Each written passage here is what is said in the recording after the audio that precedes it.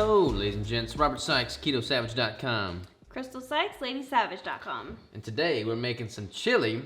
We have a chili recipe from way back when. There are like 2 chili recipes. Yeah, but those are like way old, not as good as this one. They're definitely this not one as good. We've been jamming out to a lot lately. A lot of y'all have seen it on Crystal's Instagram and asked about how to make this chili. So this is how you make the Savage chili.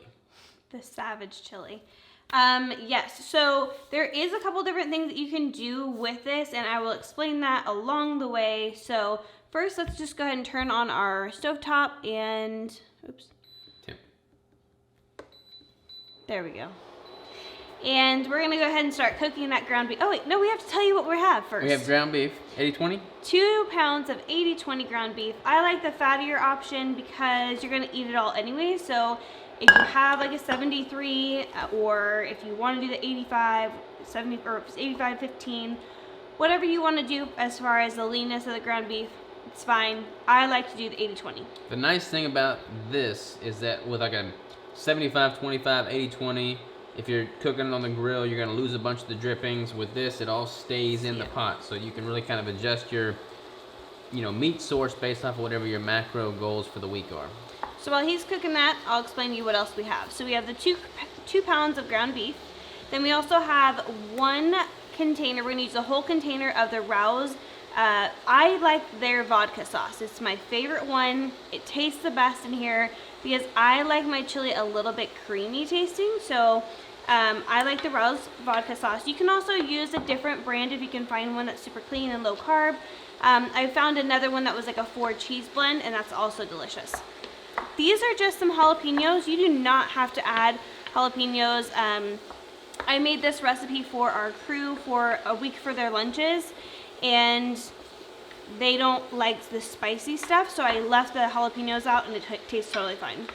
Then we have 2 cans of the green chilies, and these are 4 ounces each, so 8 ounces total of the green chilies, and I don't drain them. I just keep all the liquids in there. Then we have some Redmond real salt, chili powder, cayenne pepper, paprika, and cumin. We'll add all of that to the meat here in just a second. Cumin. And then we have 1 full pad of the cream cheese as well. So a couple of things that you can do differently if you'd like is something that I've done while I've been pregnant is adding in some liverwurst to this recipe. You cannot tell that there's liverwurst in there, but it's a really, really good sneaky way of getting it in for your family or for yourself if you don't like organ meats. And it grounds up with everything else, so you can't tell that you're eating it. So that's a really good option.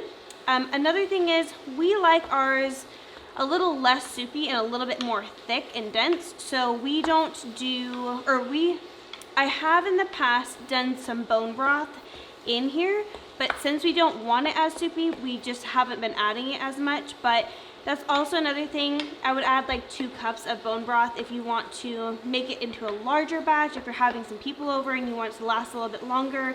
If you have a larger family and you don't want to add more meat or something, adding the bone broth will just make it a little bit more volume. I'm just getting tired. So now that the meat is mostly cooked, I'm going to add in these powders while Robert keeps stirring that up. Really, it's just going to be seasoning to your preferred taste. So I'm adding in the chili powder.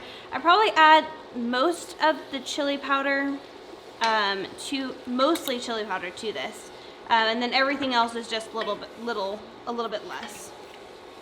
This is the cayenne pepper. Again, if you don't really like spicy, you can go with a little bit lighter, or you can skip the cayenne altogether. Some paprika.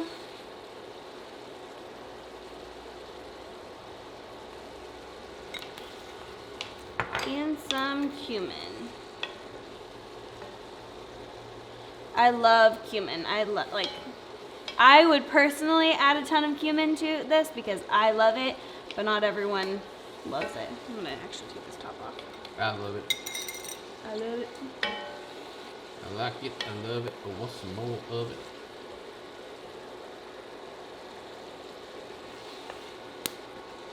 All right, cream cheese time.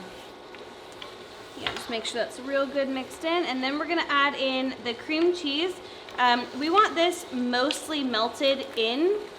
So I just add little bits at a time. I just cut it up and add little bits at a time. Just helps make it melt a little bit quicker.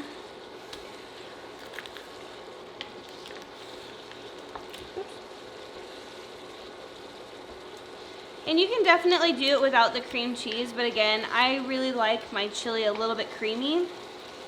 So it just adds that little extra to the recipe. But if you can't do dairy or prefer not to do dairy, then you can absolutely do this without adding any cream cheese. It's pretty good with cream cheese though. It is super good.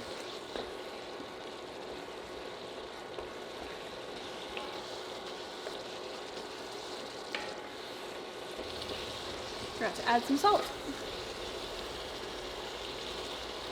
Gotta have the red and real salt.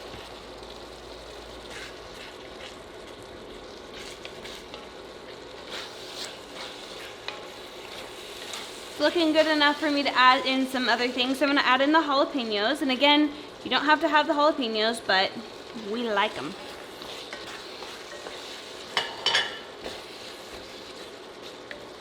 And I'll go ahead and add in both cans of the green chilies as well. Some macros on the green chili.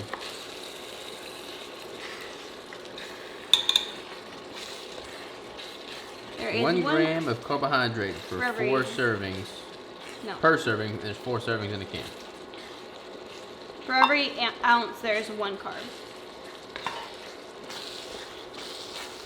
Now what? Does it look pretty melted? All right, so I will Pretty go ahead melted. and open up this can of vodka sauce. Whole can? A whole can. Ooh, doggies.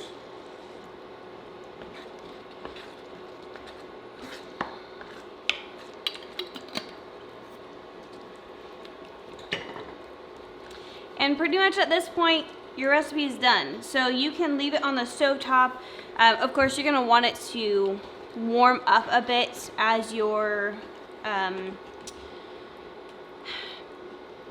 sauces and things like that were not warm. So you want it to come to a warm temperature that you would want to eat at. But then you can actually, when we had a Christmas party, and I just put it in the Instant Pot and kept it on warm until everyone got here, and it was perfect. So you can definitely do that. I have doubled, tripled, and quadrupled this recipe before, and literally you just use the same exact things and you just add it to your pot, however big of a pot you can handle or you have, and then stick in the Instant Pot, keep warm, and it's perfect for when people come over. And then This would be a good meal prep option. You can make like a batch for the week and then use whatever, like I said, whatever kind of ratio ground beef you want to use, and then package it up and you'd be good to go. Yep. That's pretty much it. Taste test time now? Sure. You want me to get a bowl, or you just want to eat it out of there? Let's eat it out of here. We're savages around Let's here. get some spoons. We're pretty familiar with this recipe, so we already know it's going to be delicious. We do. It's not gonna stop us from trying it though. It's definitely something I've craved a lot and really, really enjoy.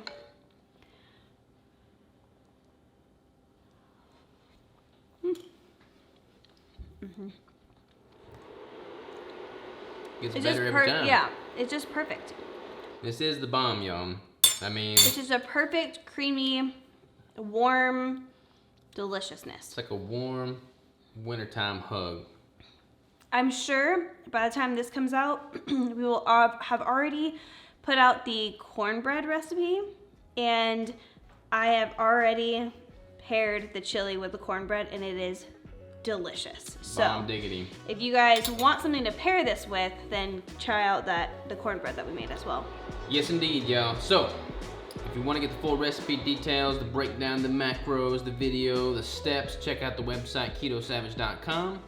And anything else? Nope. All right. Well, until next time, y'all. Have a good one.